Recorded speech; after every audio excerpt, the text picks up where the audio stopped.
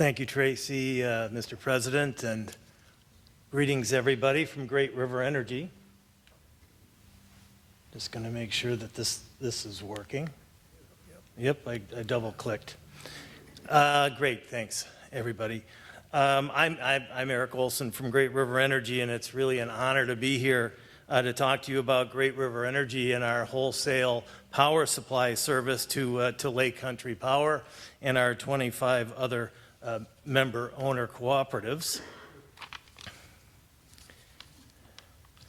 Our 26 member owners, including Lake Country Power, don't just own Great River Energy, they govern and guide us. So this isn't some big company down in the Twin Cities that you have no connection to. You really do govern us. Our board of directors at Great River Energy consists solely of members of the boards of directors of Lake Country Power and 19 other Class A members of Great River Energy. That board meets 11 times per year, a structure that ensures that they're very involved and ensuring on your behalf a member focus at Great River Energy. And Lake Country Power is really a leader at Great River Energy. Your board president, Craig Olson, is on our board. Bob Bruckbauer is on our board, and for the last several years has served as GRE's board chair. It doesn't stop there, however. We have a group at Great River Energy that meets with Great River Energy Management 11 times a year as well. We call that the Member Manager Group. And your general manager, Mark Bach, is the current chair of that Member Manager Group. So they come down 11 times a year, and we talk mutually about what's going on at Great River Energy, what's important, what needs to be done, what are the needs of the members and the like. So your cooperative, Lake Country Power, is well represented there. And that governance of Great River Energy is a really big job because it's a very large company. Through our members, Great River Energy serves 1.7 Minnesotans.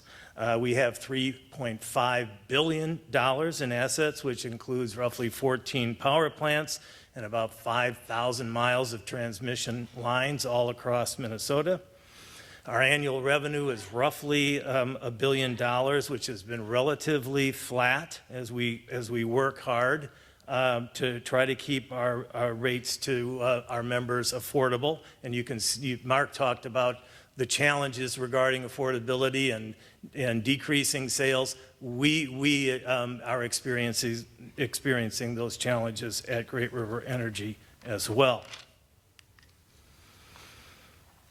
Affordable rates is one of the elements of our so-called triple bottom line of reliable energy, affordable energy, and environmentally responsible activities at our company.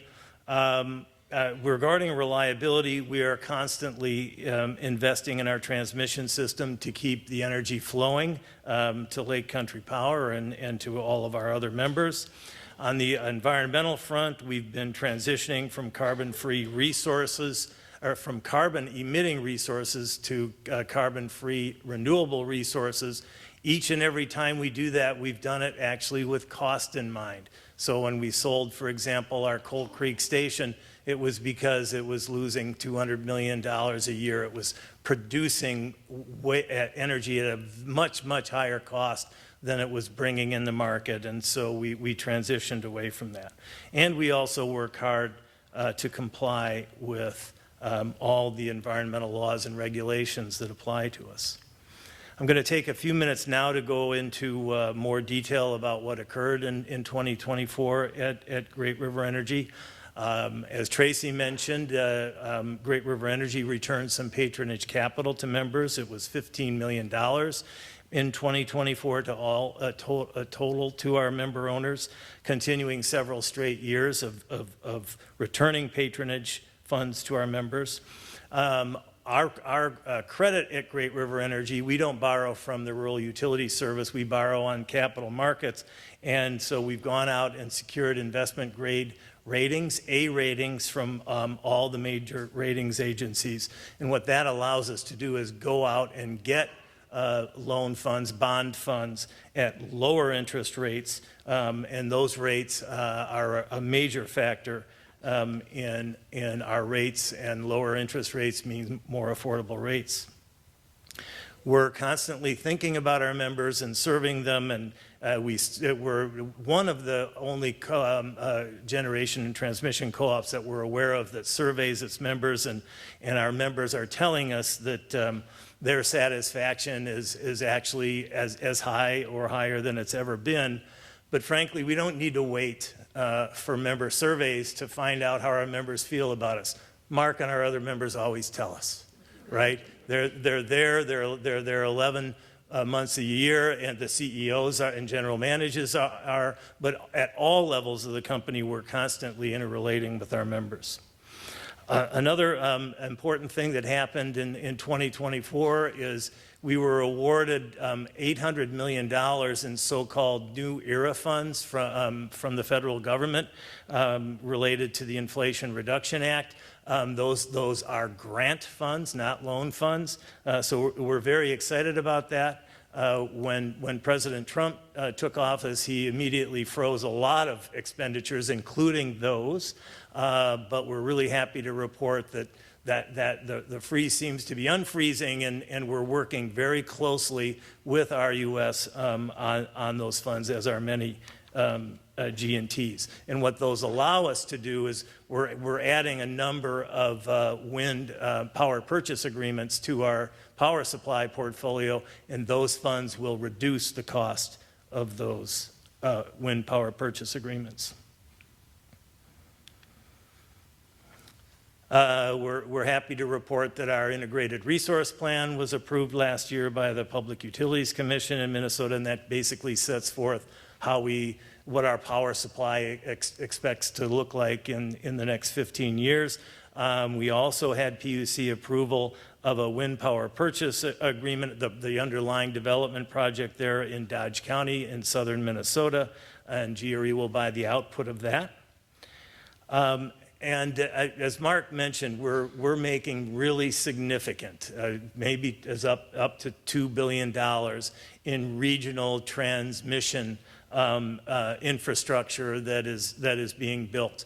And it's going to be built whether we invest in it or not, but investing in it is we get a rate of return from that we're able to pass on to our members, and so it's less expensive than just passively using that and not investing in it. One of those projects is the so-called Northland Reliability Project in northern Minnesota, on which we're partnering with Minnesota Power. That spans from the Iron Range down to Becker and the Twin Cities exurban area. And we've received approval regarding the route for that project, which is a very important step in the progress of it.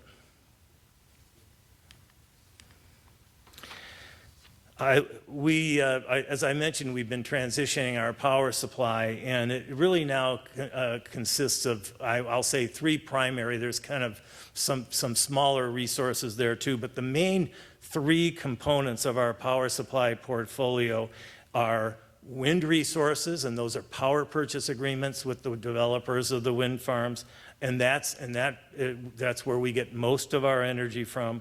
And then we also have natural gas-fired peaking plants, roughly 1,400 megawatts of those around the state of Minnesota that provide energy when during the peak usage. And so those provide capacity or the ability to produce energy when needed, and that's something that we're obligated to have for our members and for the market. And then we are part of the so-called MISO energy market as well. The production of energy in 2024 from that power supply portfolio was 44% carbon-free, which reflects that evolution I talked about, from carbon-emitting plants to carbon-free plants. And we've been doing that for over 10 years. And in each case where we made the decision, as I said, it was really based always on economics and service to the members. Here's a geographic representation of our power supply resources, and they're scattered over 4 states, actually. But one area, actually, if you'll note from the map, what's kind of an area missing from there? Northern Minnesota is, right? And it's a variety of reasons for that. But we're currently evaluating siting 1 or more gas-fired peaking plants here in northern Minnesota, working actively on that. And our analysis at this point indicates that that will be a very favorable location to locate those plants for the energy market. As I mentioned, we are part of an organization called MISO, which is the Mid-Continent Independent System Operator, which runs the grid. And it runs the grid, but it also operates the bidding in of all the energy resources in that very large territory and the dispatching of it based on an economic stack. And we've been in that membership for 2005, and what we've found is that, one, to have access not just to our own resources, but everybody's resources, increases reliability, but also reduces the volatility and high cost when each utility relies on their own resources. Finally, I'll talk about the transmission system, and Mark did a good job of talking about that. Our transmission system is integrated into the grid. As I said, we've got 5,000 miles of it, and we carefully plan and build and maintain that to keep reliability for our members high, but also with an eye toward cost. And it takes more than 100 substations and those 5,000 miles of lines and technicians located at service centers strategically located across the state to do that. So our transmission gets the electricity to our members' substations like Lake Country Power, and then Lake Country Power takes it from there to serve all of you.